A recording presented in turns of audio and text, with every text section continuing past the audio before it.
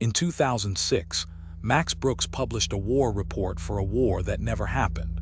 World War Z is written as an oral history, a UN researcher, years after victory, interviewing survivors across more than 20 countries because the official report cut out the human factor.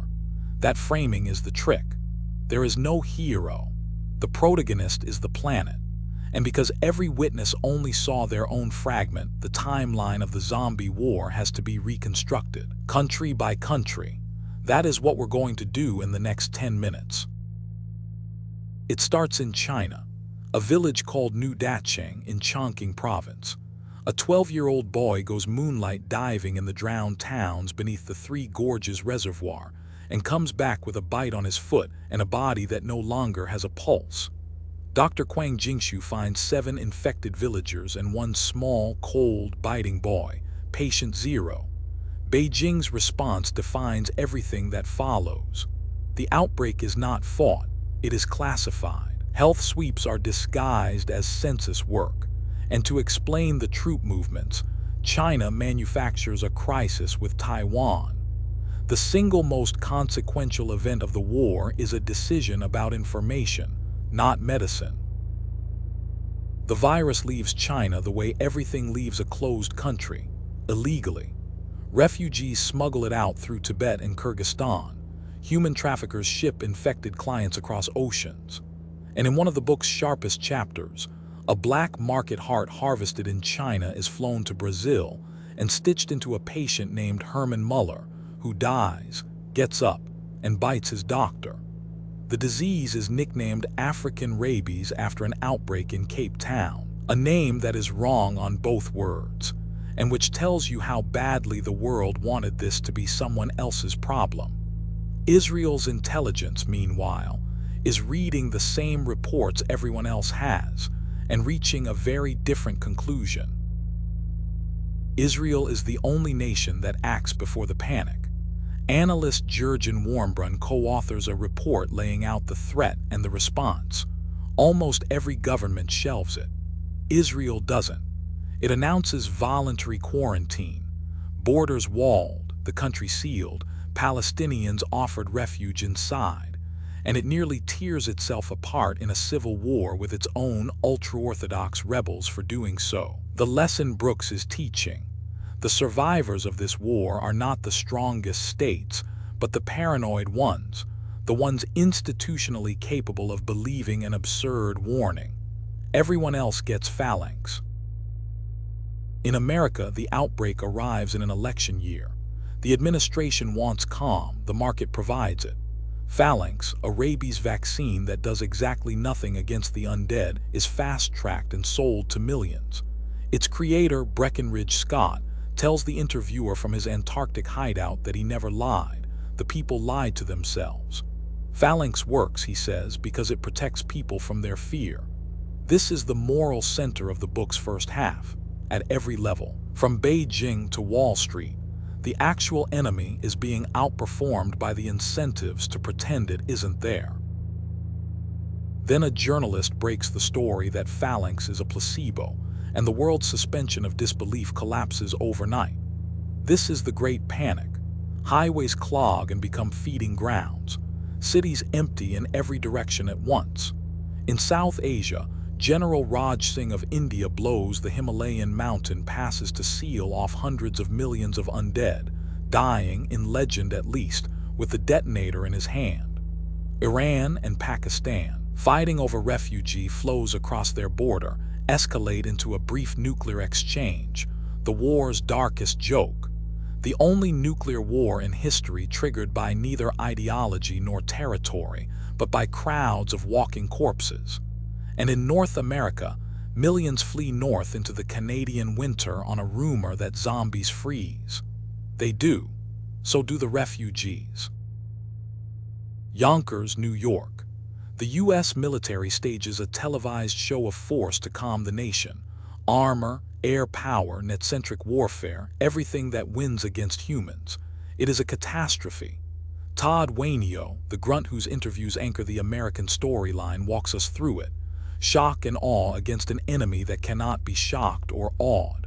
No fear, no pain, no logistics, no morale. Weapons designed to wound and demoralize meet an enemy that only stops when the brain is destroyed.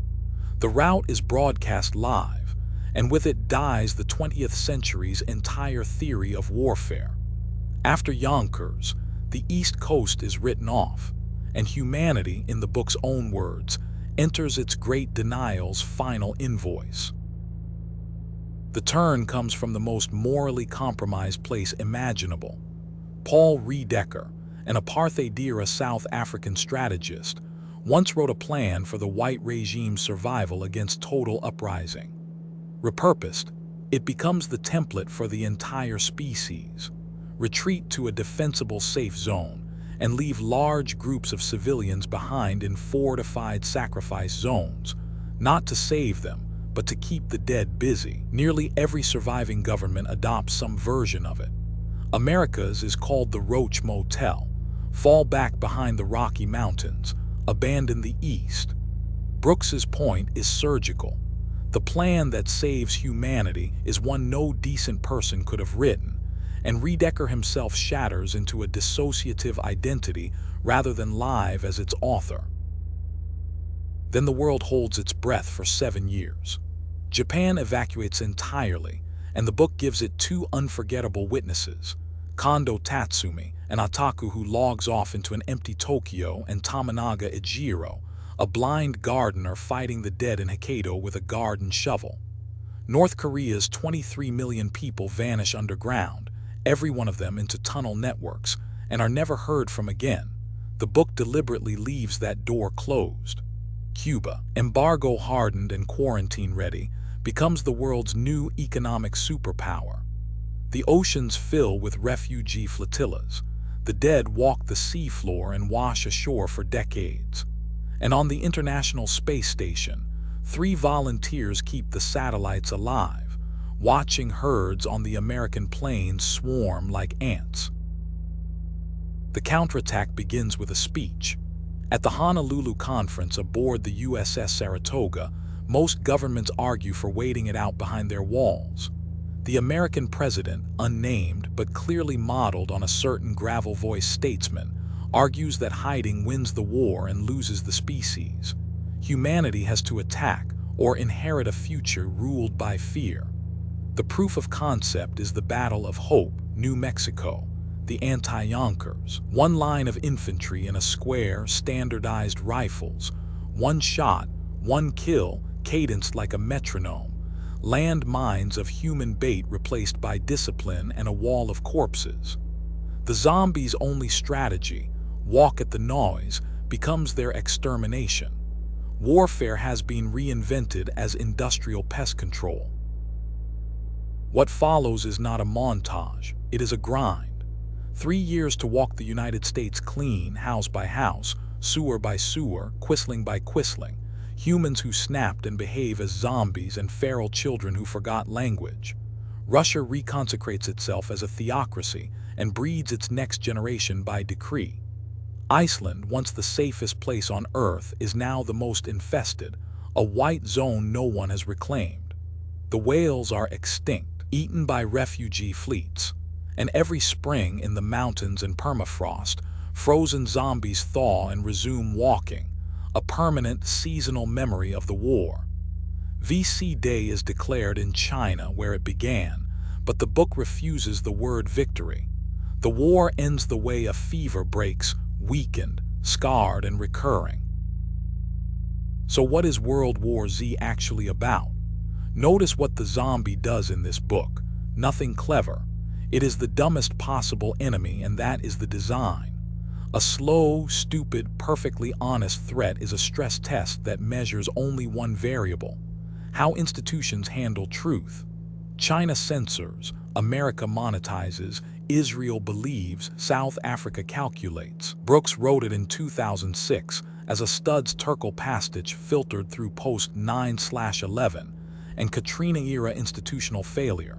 And then 2020 turned it into the most accidentally predictive novel of its generation, down to the placebo cures and the disputed origin story. Here's my read. The book's real horror isn't the dead. It's that every institution behaves rationally by its own local incentives, and the sum of that local rationality is apocalypse. The zombie plague is just compound interest on deferred truth, and the oral history format is the cure enacted as literature. Many voices, no official version, the human factor kept in. Thanks for watching.